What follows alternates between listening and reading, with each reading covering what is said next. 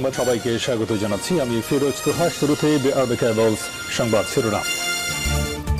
Israel ফিলিস্তিন পুরোদমে যুদ্ধ চলছে, আর এই যুদ্ধের সর্বশেষ আন্তর্জাতিক গুরুত্বপূর্ণ আপডেট সংবাদ জানিয়ে দিব। শুরুতেই শিরোনাম। আলহামদুলিল্লাহ, হিজবুল্লাহর ভয়াবহ হামলা, পুড়েছে ইসরায়েলের 10 বর্গ কিলোমিটার এলাকা।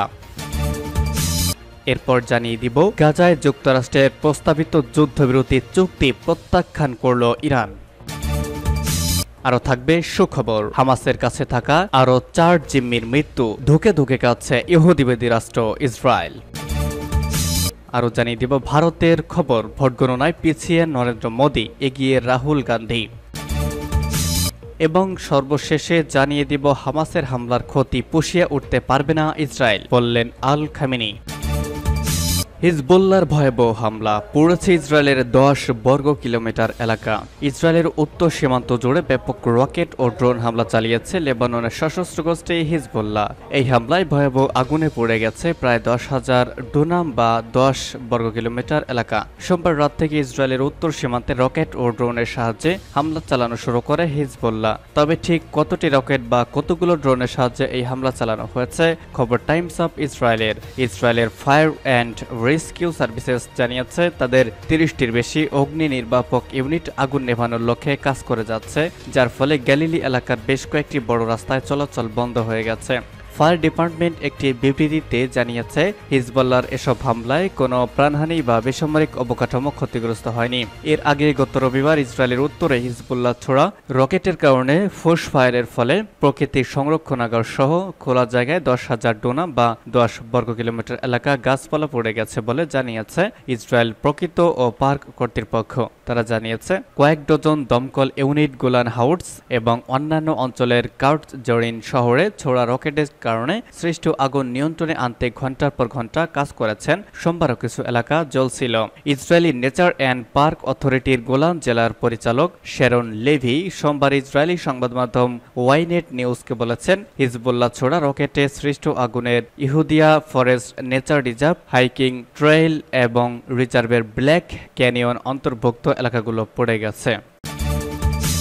গাজায় যুক্তরাষ্ট্রের প্রস্তাবিত যুদ্ধবিরতি চুক্তি প্রত্যাখ্যান করল ইরান। গাজায় যুক্তরাষ্ট্রের প্রস্তাবিত যুদ্ধবিরতি চুক্তি প্রত্যাখ্যান করেছে ইরান। এছাড়া লেবাননের বিরুদ্ধে সর্বাত্মক যুদ্ধ শুরু করার বিরুদ্ধে ইসরায়েলকে সতর্ক করেছেন দেশটির ভারপ্রাপ্ত পররাষ্ট্রমন্ত্রী আলী বাঘেরি কানি। আল জাজিরার খবরে বলা হয়েছে, গত মাসে তার পূর্বসূরি হোসেন আমির আবদুল্লাহিয়ান মৃত্যুর পর বৈরুতে এটা তার প্রথম সরকারি সফর। ইরানের পররাষ্ট্রমন্ত্রী বলেন, লেবাননে হিজবুল্লাহর বিরুদ্ধে সর্বাত্মক যুদ্ধ শুরু করলে ইসরায়েল সংকটে পড়বে। লেবাননকে তিনি প্রতিরোধের সূতিকাগার হিসেবে বর্ণনা করেন। ইরানি দূতাবাসে এক সংবাদ সম্মেলনে বাঘেরি কানি বলেন, যুক্তরাষ্ট্র যদি সৎ হয় তাহলে যুদ্ধবিরতির নামে পরিকল্পনা প্রস্তাব করার পরিবর্তে তাদের অবশ্যই একটি পদক্ষেপ নিতে হবে, আর তা হলো ইসরায়েলকে সব ধরনের সহায়তা বন্ধ করা। কেবল একবার সহায়তা বন্ধ হয়ে গেলে ইসরায়েলের কাছে ফিলিস্তিনিদের বিরুদ্ধে অপরাধ করার সরঞ্জাম এবং ক্ষমতা থাকবে না এবং যুদ্ধ শেষ হবে। উল্লেখ্য, যুক্তরাষ্ট্রের ফিলিস্তিন বিষয়ে প্রেসিডেন্ট জো বাইডেন গত সপ্তাহে গাজায় 3 ধাপে যুদ্ধবিরতি বাস্তবায়নের প্রস্তাব দেন। প্রস্তাব অনুযায়ী গাজা উপত্যকায় মানবিক ত্রাণ সহ বাড়ানো হয়েছে। এছাড়া যুদ্ধবিরতির সময় কিছু জিম্মিকে মুক্তি দেবে হামাস, বিনিময়ে ইসরায়েলের কারাগারে বন্দী থাকা ফিলিস্তিনিদের মুক্তি দেয়া হবে।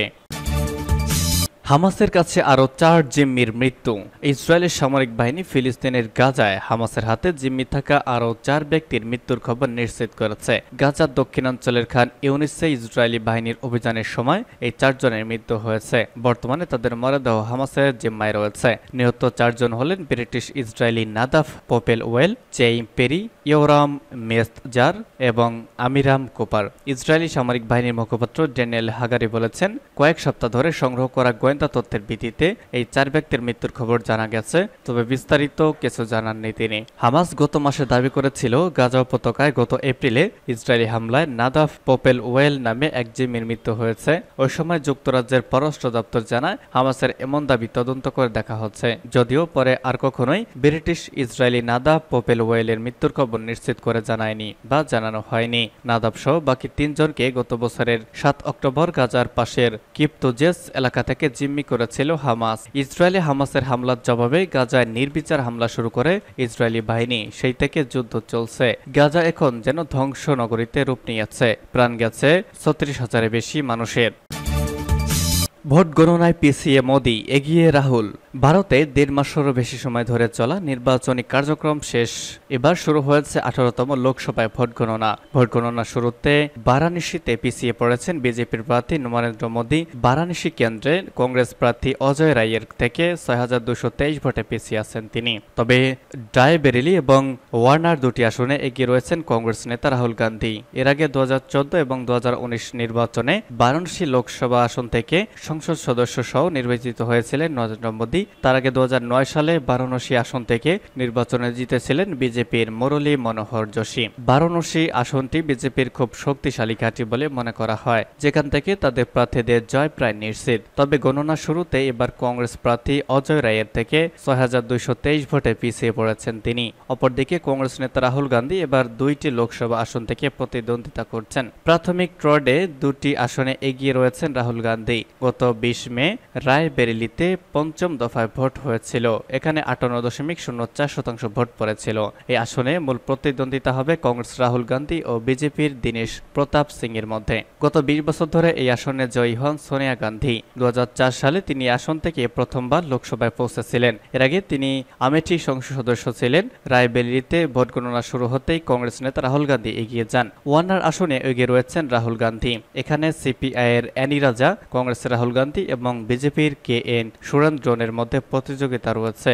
ইন্ডিয়া টুডে অ্যাক্সিস মাই ইন্ডিয়ার এক্সিট পোল অনুসারে রাহুল গান্ধী ওয়ার্নার আসন থেকে নির্বাচনে জিততে পারেন। সিপিআই এর অ্যানি রাজা এবং বিজেপি সুরেন্দ্র রাহুলের থেকে পিছিয়ে আছেন।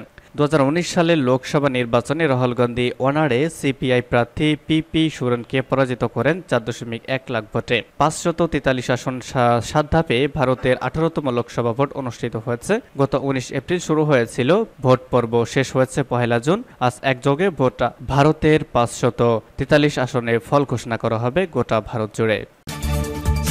এবং সর্বশেষ জানিয়ে দিব, হামাসের হামলার ক্ষতি পুষিয়ে উঠতে পারবে না ইসরায়েল, বললেন খামেনি।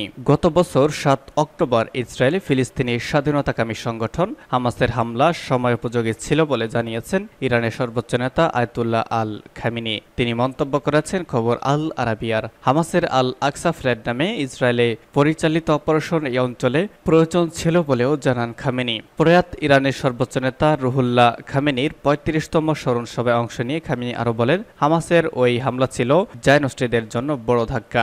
গত 7 অক্টোবর হামাসের ওই হামলা মার্কিন মদতপুষ্ট ইসরায়েলকে মধ্যপ্রাচ্যে রাজনৈতিক এবং অর্থনৈতিকভাবে দুর্বল করে দিয়েছে বলে মন্তব্য করেন আয়াতুল্লাহ আলী খামেনি। এছাড়া এই হামলা শত্রুদের সকল পরিকল্পনা ধ্বংস করে দিয়েছে, এর ক্ষতি পুষিয়ে উঠতে পারবে না ইসরায়েল। এনারেন এই নেতা বলেছেন, হামাসের অক্টোবরের হামলা ইসরায়েলকে ধ্বংসের দ্বার প্রান্তে নিয়ে গেছে।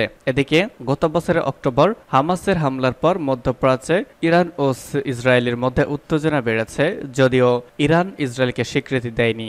এরপরেও হামাসের হামলায় তেহরান ফিলিস্তিনি স্বাধীনতাকামী এই সংগঠনের প্রশংসা করে যাচ্ছে।